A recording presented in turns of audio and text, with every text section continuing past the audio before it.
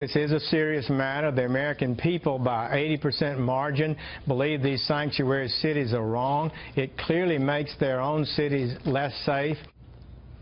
That was Attorney General Jeff Sessions on the O'Reilly Factor talking about the administration's crackdown on sanctuary cities. Meanwhile, in the Commonwealth of Massachusetts, State Representative Michelle DuBois says she has no regrets about trying to help sabotage the enforcement of federal immigration law. On Tuesday of this week, she posted rumors that ICE was going to conduct raids in Brockton, Mass., and urged illegals to go into hiding. Her fellow Democrats aren't exactly racing to defend the rule of law. Jamie Eldridge is a Massachusetts state senator. He supports Representative DuBois' efforts and is himself trying to make Massachusetts a sanctuary state for illegal immigrants. Senator Eldridge joins us tonight. Senator, thanks for coming on. Tucker, thanks for having me on. So you'd like to see the state of Massachusetts vote to make the Commonwealth a sanctuary for people here illegally, which seems to me legitimate. You know, voting on things, making laws, great. If you're able to do that, how would you feel if a sheriff in Massachusetts encouraged people to ignore the law that you passed? Do you think he should be punished for doing that? I don't know if they should be punished. I think when we're talking about Representative DuBois, look, she was looking out for the best interests of her entire community. We know that these ICE raids have been incredibly destabilized to communities. They actually cause immigrants, whether legal or undocumented, to have less trust in calling the police about a crime. So she was really looking out for the best interest of all of our constituents, including the immigrants in her district. Okay. And, you know, that's why we filed the Safe Communities Act to limit police interaction with ICE raids. Right. I get all that. I've heard all that a lot. There's no social science to suggest that any of this makes the community safer, but whatever. The point is... No, there is. There's studies that say that sanctuary cities are safer. There is. They are safer, but not because they're sanctuary cities. There's no proof of that. But here's the point. Is it a little weird for lawmakers to be encouraging people to ignore the law?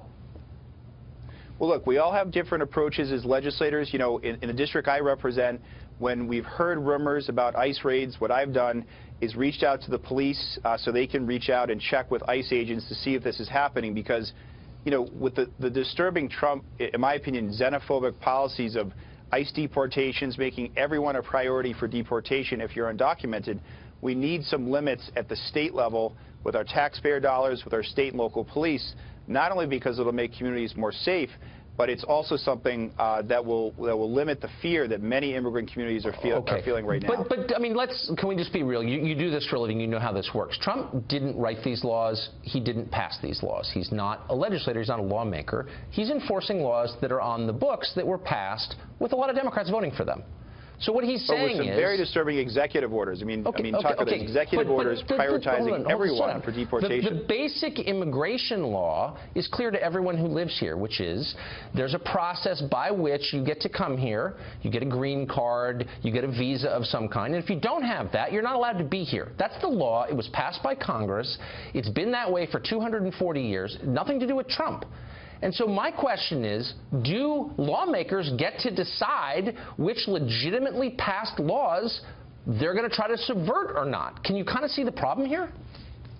Well, I disagree, Tucker, because we're talking about state resources, local and police law enforcement, and we, yes, at the state level, we get to make decisions about what level of cooperation we have with federal policies, with federal actions like ICE agents. So that's the law we're drawing. It's about federalism. Because it's not about federalism. Here you had a state lawmaker encouraging people to violate the law and doing so explicitly on social media. How would you, and this is a sincere question, I'm not attacking you, how would you feel if the governor of Massachusetts decided that, you know, we don't have to pay federal income taxes because, you know, they're bad and they cost Massachusetts a lot of money? Would you be in favor of that? Should governors or state lawmakers be able to decide that? Or how about federal gun laws? How would you feel about that if the governor said, I'm not enforcing federal gun laws? Is that legitimate too? Well, if you're talking about state income taxes, not at all, or any taxes, what I'm talking about is we have a federal immigration policy, which is broken. I mean, we need immigration reform, but Republicans in Congress won't pass it. So at the state level, what is the best use of resources? And we've had police chief after police chief in Massachusetts talk about the fact that they would rather direct the resources towards violent criminals, whether those who are undocumented or whether those who are U.S. citizens. Sorry, I don't want to interrupt you, but you're not engaging my question at all. So let's say, again, I'm going to ask you the first question one more time and just see if you will answer it. if you were to pass laws in the state of Massachusetts to make it a sanctuary state, and there was a sheriff somewhere who felt like subverting those laws, doing what you are doing to the feds, but to the state of Massachusetts, would you support his right to do that? I wouldn't support that because under our bill we would prohibit sheriffs from collaborating with ICE agents. So that's part of the bill. And again, it's important to talk about these families that are... You're prohibited from encouraging people to break the law, but you're doing it anyway because you feel like it and you think you're righteous in doing it. But you don't want to let other people make the same moral decisions that you're making, exercise their freedom of conscience? Because why? Except, Tucker, law officials the other day have to follow state laws, and what we're saying is, how is the best use of state resources? Is it the best use of taxpayer resources to target hardworking families in their communities, giving back, providing a benefit to the Commonwealth of Massachusetts? Okay, well, speaking of hardworking families, I don't think that's a good use of taxpayer dollars. Okay, so you're from Acton. I know your state well. So you're from Acton, and down in Worcester, which is pretty like a half an hour away. It's pretty close. There was a teacher's aide last month who was murdered. She was strangled in her apartment by a man that we now know last week is an illegal alien. Now, you spent a lot of time talking about how to protect these families, these vulnerable immigrants. How much time have you spent thinking about how to protect people like that woman and her family? What would you say to her family now that she's dead? Yeah, well, first of all, Worcester is not too far away from my district. I feel horrible for the family, and it's important to remember in reading the facts about how they found Mr. Melendez is that it was local police, it was the district attorney with DNA evidence.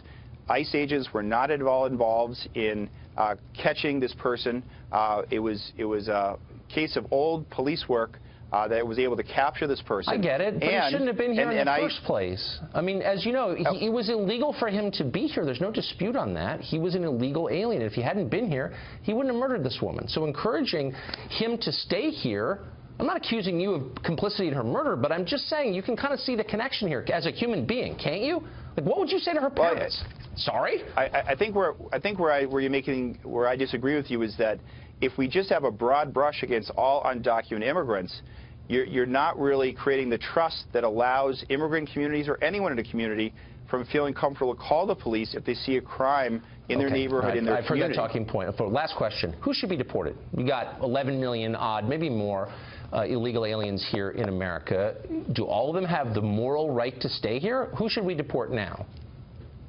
Well, we've had, past administrations like the Reagan administration that did immigration reform that legalized undocumented immigrants. Well, what do you think? I mean, should we deport anyone? Undocumented immigrants who have a violent criminal history, who've committed a violent act, they should be deported. I think that's common sense, and I think people agree with that. But a broad brush, as President Trump's executive orders has done, that prioritizes all undocumented immigrants, including very hardworking families, I think that's outrageous. I think it's xenophobic, and I think it's deeply disturbing. Xenophobic. All right. Senator, thanks for coming on tonight. I appreciate it. Thanks for having me on.